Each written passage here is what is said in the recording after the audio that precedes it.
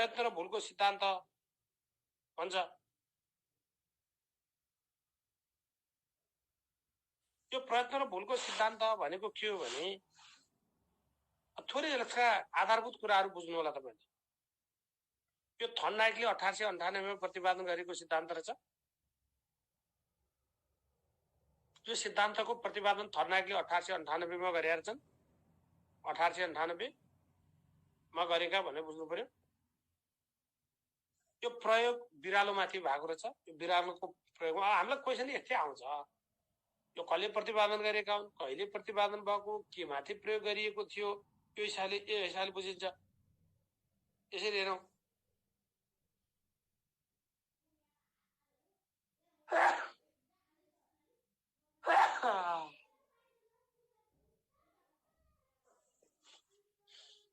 अब यसको प्रयोग बिरालोमाथि भएको रहेछ।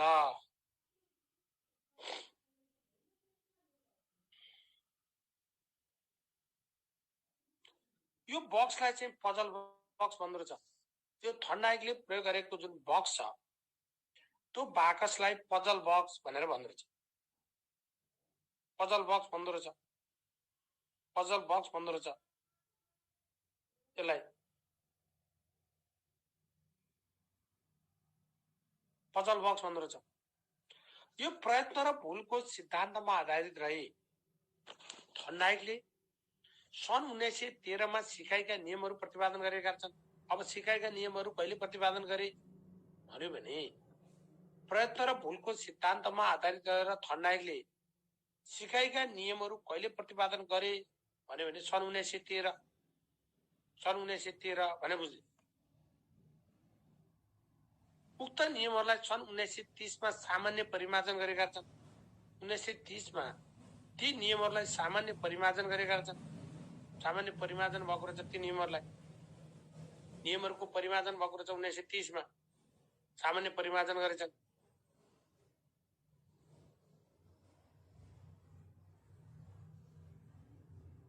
अब यो सिद्धान्तलाई बोन्ड थ्योरी अथवा कनेक्सनिज्म थ्योरी पनि भनिँदो रहेछ। कनेक्सनिज्म थ्योरी पनि भन्दो रहेछ। थ्योरी अफ एसोसिएसन अथवा सहचार्यको सिद्धान्त पनि भन्दो रहेछ यसलाई। थ्योरी अफ एसोसिएसन वा सहचार्यको सिद्धान्त पनि भन्दो रहेछ। सहचार्यको सिद्धान्त पनि भनिँदो रहेछ।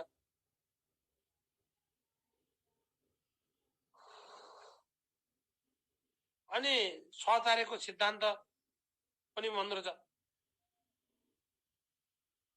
यो प्राणीको अध्ययनमा प्रयोगात्मक विधिको प्रयोग गरिएकोले यसलाई महत्त्वपूर्ण विधि मानिन्छ भन्दो रहेछ। यसलाई महत्त्वपूर्ण विधि मानिन्छ भनेर बुझ्नु पर्यो। यसले व्यवहारलाई सहचार्य भनेका छन्। व्यवहारलाई के भनेका छन्? सहचार्य भनेका छन्। व्यवहारलाई सहचार्य भनेका छन्। सहचार्य अरे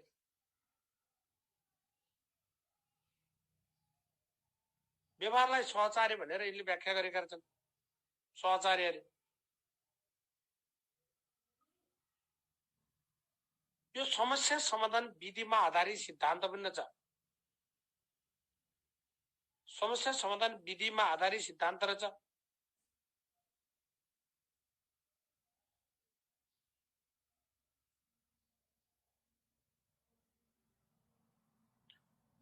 यो समस्या समाधान विधिमा आधारित सिद्धान्त रहेछ।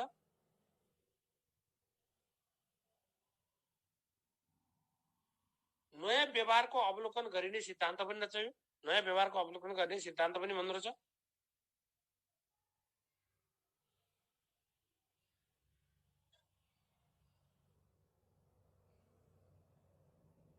यसलाई बहुप्रतिक्रिया सिकाइ पनि भनिन्छ। बहुप्रतिक्रिया सिकाइ पनि भन्दो रहेछ यसलाई। यसलाई बहुप्रतिक्रिया सिकाइ पनि भनिँदो रहेछ। बहुप्रतिक्रिया सिकाइ पनि भनिँदो रहेछ भने बुझ्नु पर्यो। भनेको अर्थ धेरै प्रतिक्रियाहरू हुन्छन्, धेरै प्रतिक्रियाहरू व्यक्त गरिन्छन्, त्यो मध्ये सही प्रतिक्रिया सिलेक्सन हुन्छ भने भयो। प्रतिक्रियाको श्रृङ्खलै हुन्छ, त्यो भएर यसलाई बहुप्रतिक्रिया सिकाइ भन्दो रहेछ। यो सिद्धान्त अनुसार प्राणीले उत्तेजना प्राप्त गर्न धेरै प्रतिक्रियाहरू गर्छ, जसमा भूल पनि हुन सक्छ।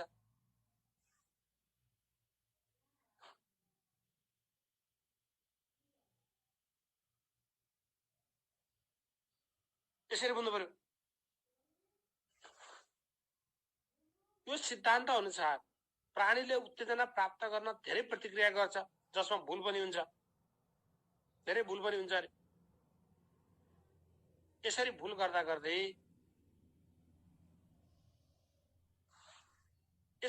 गर्दा गर्दै अचानक सही प्रतिक्रियामा पुग्छ र त्यो सही प्रतिक्रियालाई बारम्बार दोहोर्याउँदै अन्तमा प्राणीले सही प्रतिक्रिया गर्न सक्छ। ठीक छ, भूल गर्दा गर्दै अचानक सही प्रतिक्रियामा पुग्छ र त्यो सही प्रतिक्रियालाई बारम्बार दोहोर्याउँदै अन्तमा प्राणीले सही प्रतिक्रिया गर्न सिक्छ भन्नु रहेछ। अन्तमा प्राणीले प्रयत्न र भूल मार्फत नयाँ उत्तेजना वा अवस्थाको लागि नयाँ समाधान प्राप्त गर्छ।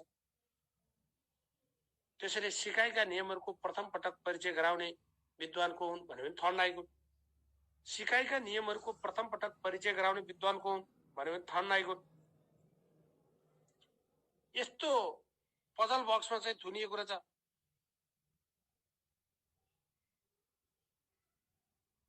यस्तो पजल बक्समा जुन चाहिँ खोलेर बाहिर आसी मात्रै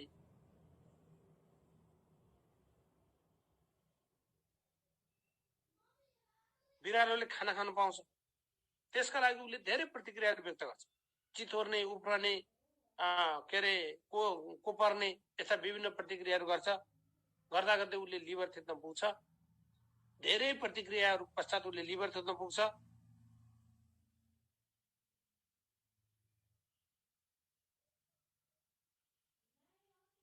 यसरी बुझ्नु पर्यो। अब यो थर्नडाइकको प्रयोग के थियो भने थर्नडाइकले आफ्नो प्रयोगका लागि एक विशेष प्रकारको खोर बनाउँछन्।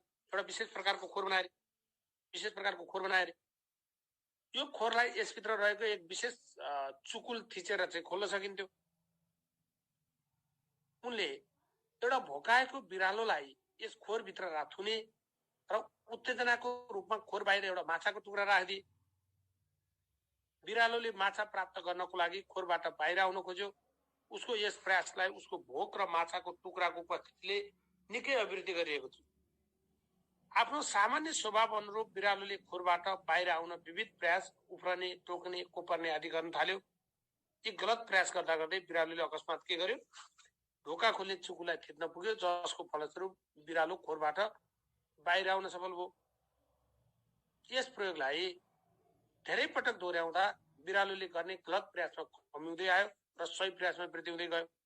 अन्तमा बिरालोले न्यूनतम समयमा चुकुल थिचेर खोरबाट बाहिर निस्कन सिक्यो। भन्छन् यत्रो कथा व्यथा पढ्न जरुरी छैन। कथा व्यथा धेरै पढ्न जरुरी छैन। बिरालोको प्रयोग रहेछ, उसले धेरै प्रयासहरू गरेछ, गर्दा धेरै गल्ती काम गरेछ। यसरी बुझ्नु पर्यो।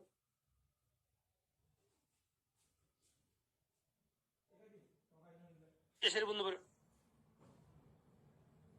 अब यो प्रयत्न र भूलको सिद्धान्तमा संलग्न सिद्धान्त वा आधारभूत प्रक्रियाहरू के हुन् त? आधारभूत प्रक्रियाहरू के हुन् त भन्यो भने आधारभूत प्रक्रियाहरू के हुन्? यसले 4 स्थितिबाट सिकाइ हुन्छ भन्दो रहेछ। 4वटा स्थितिबाट सिकाइ हुँदो रहेछ अरे। एउटा प्रेरक, अर्को क्रियाकलाप, अर्को अचानक सही प्रतिक्रिया,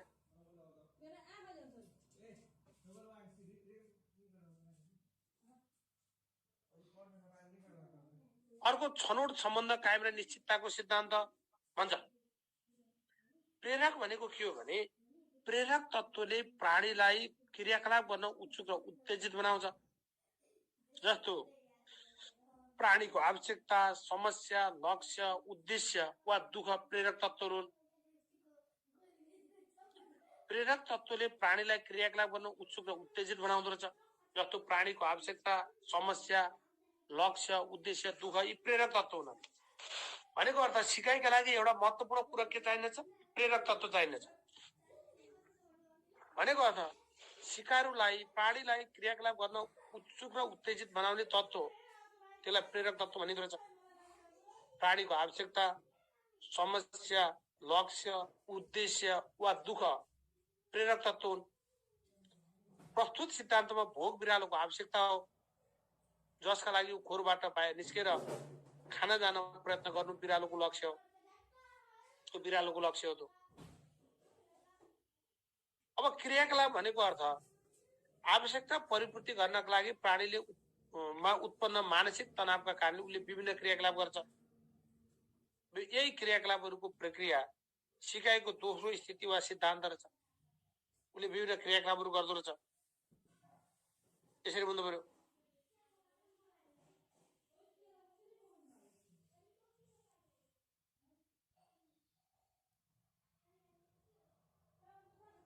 अचानक सही प्रतिक्रिया भन्छ। यो बहुप्रतिक्रिया र अचानक सही प्रतिक्रिया पनि यस सिकाइको सिद्धान्त हो। अर्थात् प्राणी बिरालोले आफ्नो क्रियाकलापहरूको ठिक र बेठिक छुट्याई गल्ती छुट्याई सही सिकाइको तेस्रो स्थिति हुँदो रहेछ। अर्को छनौट सम्बन्ध कायम र निश्चितताको सिद्धान्त भन्छ यसले। जब गलत प्रतिक्रियाहरू छाड्दै ठिक प्रतिक्रियाहरूको छनौट गरिन्छ तब त्यससँग प्राणी सम्बन्ध कायम गरी निश्चितता कायम गर्नु वा त्यसमा एकीकृत हुनु नै यस सिद्धान्तको सिकाइ हो। यसमा पुरस्कार र दण्डको भूमिकाले पनि सम्बन्ध कायम गर्न प्रबलन दिएको हुन्छ भन्छ।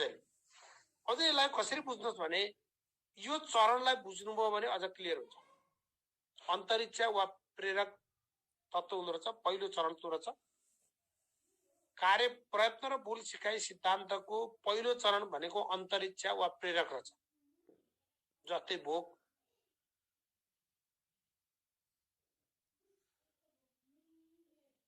अन्तरिक्ष वा प्रेरक भोक, यसरी बुझ्नु पर्यो। लक्ष्य वा उत्तेजना अरे जस्तै खाना खानु। लक्ष्य वा उत्तेजना जस्तै खाना खानु। खाना चाहिँ उसको लागि लक्ष्य हो। खाना हामी उत्तेजना पनि भन्छौँ। त्यो दोस्रो तत्त्व रहेछ। त्यसपछि क्रियाकलाप वा प्रतिक्रियाहरू भनेको विभिन्न क्रियाकलापहरू गर्छ उसले। तान्ने गर्छ, चितुर्ने गर्छ, चिमोट्ने गर्छ, यस्ता एक्टिभिटीहरू यसलाई क्रियाकलाप वा प्रतिक्रियाहरू भनिन्छ। तान्ने, चितुर्ने आदि गर्दछ। त्यो तेस्रो चरण रहेछ। विभिन्न प्रतिक्रियाहरू गर्दा गर्दै त्यहाँ चाहिँ धेरै गलत प्रतिक्रियाहरू पनि हुन्छ। उसलाई बाधाहरू छ, ब्लक्स छ। जस्तै पजल बक्स वा ढोका बाहिर निस्कनका लागि उसलाई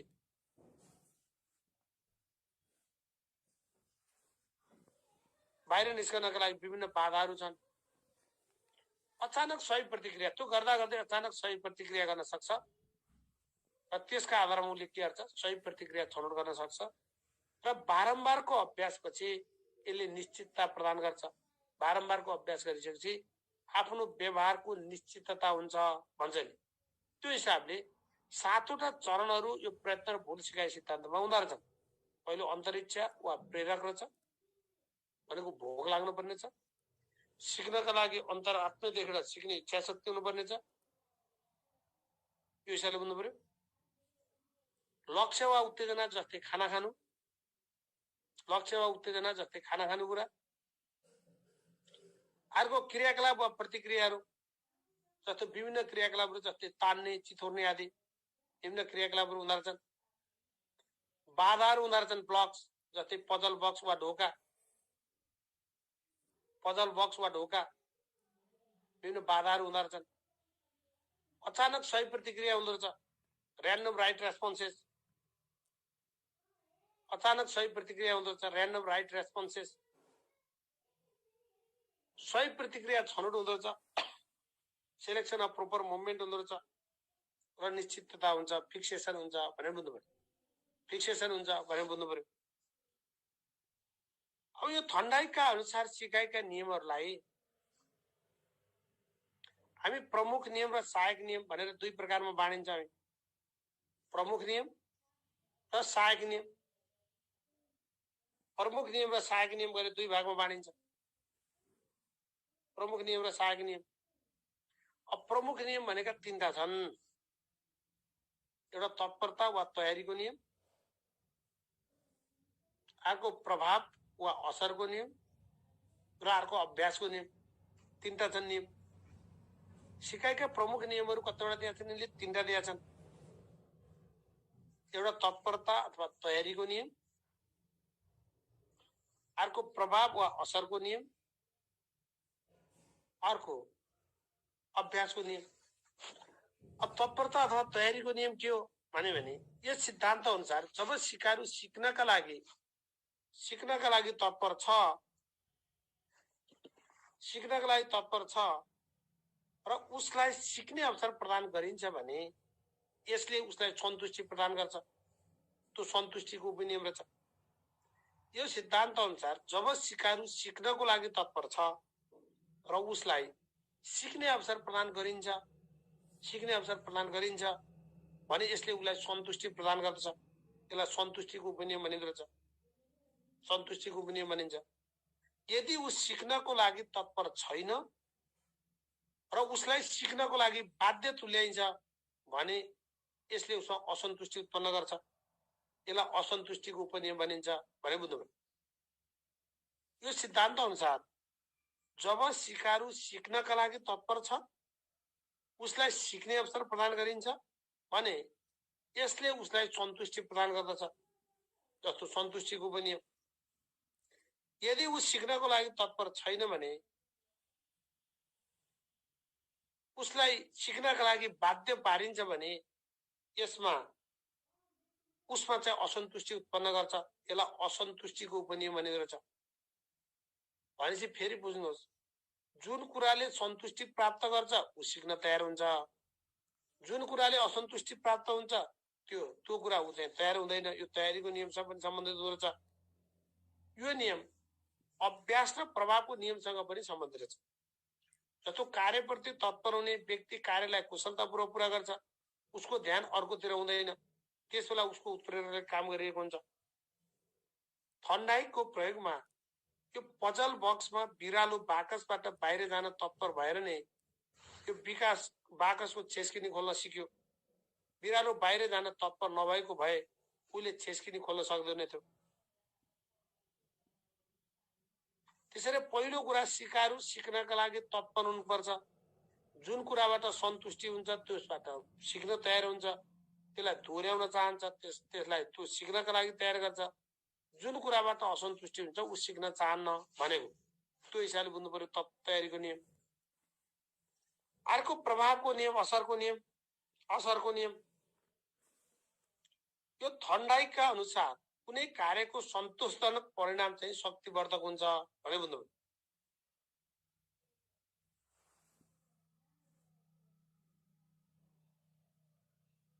थर्नडाइकका अनुसार कुनै कार्यको सन्तोषप्रद परिणाम चाहिँ शक्तिवर्धक हुन्छ। थर्नडाइकका अनुसार कुनै कार्यको सन्तोषप्रद परिणाम चाहिँ शक्तिवर्धक हुन्छ। थर्नडाइकका अनुसार कुनै कार्यको सन्तोषप्रद परिणाम शक्तिवर्धक हुँदो रहेछ। सन्तोषप्रद परिणाम चाहिँ शक्तिवर्धक हुँदो रहेछ। सन्तुष्टिकारक प्रतिक्रियाहरू दोहोरिँदा रहेछन्, त्यसलाई पुरस्कारको उपनियम भनिँदो रहेछ। सन्तुष्टिकारक प्रतिक्रियाहरू दोहोरिँदा रहेछन्, त्यसलाई पुरस्कारको उपनियम भनिँदो रहेछ। जुन असन्तुष्टिकारक छन् ती दोहोरिँदैनन्, त्यसलाई दण्डको उपनियम भनिँदो रहेछ। यो प्रभाव असर। तपाईँ हामीलाई एउटा सिकाइले कस्तो असर पर्यो त, कस्तो प्रभाव पर्यो, कस्तो असर गर्यो, त्यो हिसाबले हेर्नु पर्यो। सन्तुष्टिकारक प्रतिक्रिया दोहोरिँदा रहेछन्, असन्तुष्टिकारक प्रतिक्रिया दोहोऱ्याइँदै रहन्छन्। यो प्रभावको नियम सन् 1898 मा भएको रहेछ। 1898 मा भएको रहेछ। यसरी बुझ्नु पर्यो। प्रभावको नियम 1898। 1930 मा यिनले प्रभावको विस्तार लेखद्वारा प्रभाव र अभ्यासको नियममा परिमार्जन गरेका छन्। कहिले 1930 मा यो नियममा चाहिँ परिमार्जन गरेका छन्। 1913 उसको जुन प्रभावको नियम 1898 मा प्रतिपादन भएको रहेछ। हामी सिकाएका टोटल नियमका कुरा गर्दा 1913, 1930 मा उनले प्रभावको विस्तार लेखद्वारा यो प्रभाव र अभ्यासको नियममा परिमार्जन गरेका छन् भने बुझ्नु पर्यो। अब अर्को अभ्यास। अभ्यास भनेको के? Practice makes the man perfect.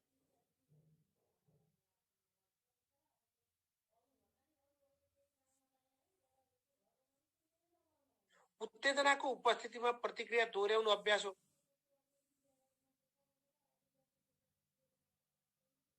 उत्तेजनाको उपस्थितिमा प्रतिक्रिया दोहोऱ्याउनु अभ्यास हो।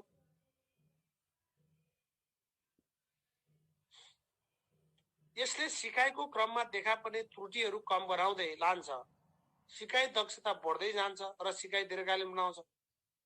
उत्तेजनाको उपस्थितिमा प्रतिक्रियालाई दोहोऱ्याउनलाई अभ्यास भनिँदो रहेछ। यसले सिकाइको क्रममा देखा पर्ने त्रुटि कम बनाउँदै लान्छ, सिकाइ दक्षता बढ्दै जान्छ, सिकाइ दीर्घकालीन बनाउँदो रहेछ। अभ्यासले सिकाइलाई दिगो बनाउँछ भन्दो रहेछ।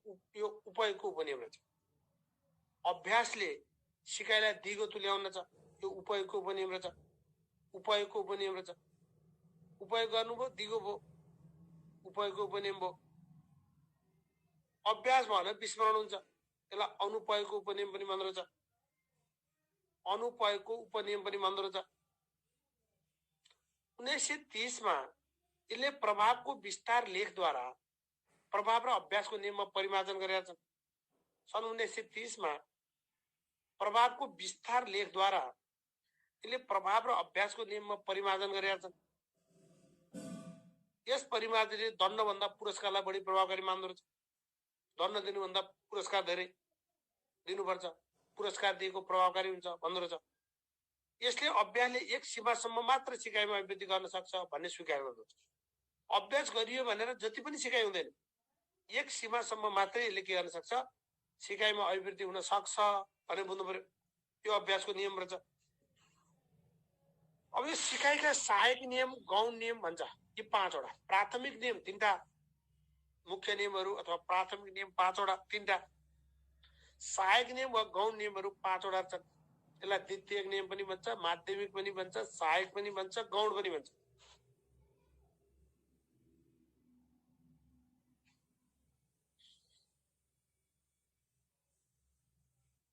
अब एउटा साहचर्यको नियम रहेछ। साहचर्य भनेको सम्बन्ध कायम गर्ने हो। साहचर्य भनेको सम्बन्ध कायम गर्ने हो। उद्दीपक प्रतिक्रिया सम्बन्ध कायम हुनु, उद्दीपक अथवा उत्तेजना र प्रतिक्रिया बीचको सम्बन्ध कायम हुनुलाई साहचर्य भनिन्छ। उद्दीपक भन्ला उत्तेजना भन्ला एउटै हो नि। फेरि यो उद्दीपक प्रतिक्रिया सम्बन्ध कायम हुनुलाई साहचर्य भनिँदो रहेछ। उदाहरणको लागि भाँडामा राखिएको खाना हेरेपछि कुकुरको मुखबाट रियाल खस्नु, त्यो साहचर्य रहेछ। अधीनको नियम भन्दो रहेछ। पुरस्कारले अधीनको बोध गराउँदो रहेछ। भने दण्डले अनैच्छिक प्रतिक्रियालाई रोक्ने कार्य गर्दो रहेछ। पुरस्कारले अधीनको बोध गराउँदो रहेछ। दण्डले चाहिँ के गर्दछ, अनैच्छिक इच्छा नगरेको प्रतिक्रियालाई रोक्ने काम गर्दो रहेछ। मनोवृत्तिको नियम भन्छ। यसको सम्बन्ध तयारीको नियमसँग हुन्छ। मनोवृत्तिको नियम भनेको तयारीको नियमसँग हुन्छ। अनि बहुप्रतिक्रियाको नियम भन्छ। बहुप्रतिक्रिया नयाँ परिस्थिति वा समस्याप्रति विभिन्न प्रतिक्रिया प्रदर्शन हुन्छन्। तीमध्ये समस्या समाधान गर्न सघाउ पुर्याउने प्रतिक्रिया छनौट गर्न सकिन्छ। र आंशिक कार्यको नियम भन्छ। प्रतिक्रियाको एउटा अंश पूर्ण परिस्थितिका लागि पनि महत्त्वपूर्ण हुन सक्छ भन्छ। एउटा कुनै अंश पूर्ण परिस्थितिका लागि पनि महत्त्वपूर्ण हुन सक्छ भन्छ। साहचर्यको नियम, अधीनको नियम, मनोवृत्तिको नियम, बहुप्रतिक्रियाको नियम, आंशिक कार्यको नियम। साहचर्यको नियम उद्दीपक प्रतिक्रिया सम्बन्ध कायम हुनु साहचर्य छ। अधीनको नियम पुरस्कारले अधीनको बोध गराउँदो रहेछ। दण्डले अनैच्छिक प्रतिक्रियालाई रोक्ने काम गर्दो रहेछ।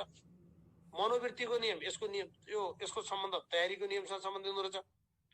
बहुप्रतिक्रियाको नियम भनेको नयाँ परिस्थिति वा समस्याप्रति विभिन्न प्रतिक्रिया प्रदर्शन हुने, तीमध्ये समस्या समाधान गर्न सघाउ पुर्याउने प्रतिक्रिया छनौट गर्न सकिनेछ। र आंशिक कार्यको नियम भन्छ। प्रतिक्रियाको एउटा अंश पूर्ण परिस्थितिलाई मिल्के हुन्छ, महत्त्वपूर्ण हुन्छ भन्छ। यो प्रयत्न र भूल सिकाइ सिद्धान्तका विशेषता के हुन् त? के छन् त यसका विशेषताहरू भन्यो भने एउटा प्रेरक तत्त्व हुँदो रहेछ। यो अघि नै हामी चर्चा गरिसकेका छौँ। प्राणीलाई कुनै पनि काम गर्न प्रेरित गर्ने तत्त्व जस्तै भोक, यो धेरैचोटि भइसकेका छ। बहुप्रतिक्रिया र त्यसको श्रृङ्खला, यो हेडिङ पढे भइहाल्छ। यसको विशेषता छ। प्रतिक्रिया छनौटमा दण्ड र पुरस्कारको भूमिका हुँदो रहेछ। दण्डको तुलनामा पुरस्कारको भूमिका बढी हुँदो रहेछ। अनि सिकाइमा क्रमिक विकास हुन्छ, एकैचोटि हुँदैन। त्यसैले अभ्यास हुन्छ। अभ्यासले मात्रालाई बढाइदिँदै जान्छ। अभ्यासले सिकाइको मात्रामा वृद्धि गर्दै जान्छ, यो हिसाबले बुझ्नु पर्यो। सिकाइको क्रमिक विकास हुन्छ भने बुझ्नु पर्यो, त्यसरी बुझ्नु पर्यो।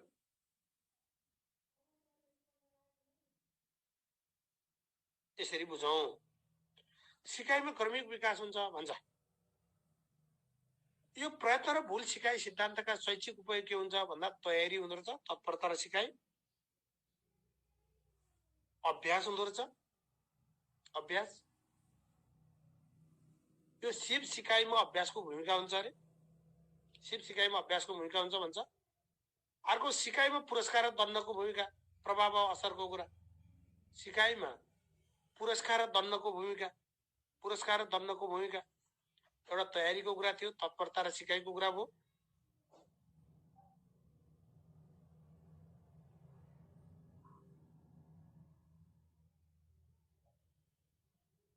एउटा तयारी तत्परता र सिकाइको कुरा भयो, अर्को अभ्यासको कुरा भयो, अर्को सिकाइमा पुरस्कार र दण्डको भूमिका, प्रभाव असर, त्यो हिसाबले बुझ्नु पर्यो। ये चाहिँ शैक्षिक उपयोगहरू हुन् भन्ने बुझ्ने।